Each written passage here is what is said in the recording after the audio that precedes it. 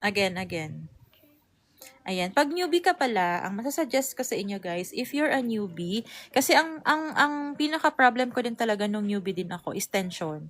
So, masyadong mahigpit yung stitches ko. Tapos ito, yung loop in the hook. So, we call this loop in the hook. Masyado din mahigpit. Yun yung problem ko. So, that is because nandito kayo lagi. So, itong short form na to, nandito lagi yung loop. So, para lumuwang-luwang, it's either you wiggle-wiggle.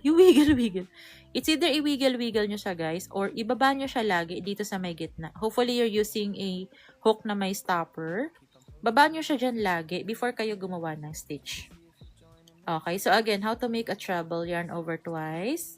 Then, hawakan, kasi usually nawawala to eh. Kaya, hawakan nyo siya before nyo siya ipasok kung saan nyo siya i-stitch. And then, pull through 2 loops, pull through 2 loops, pull through 2 loops.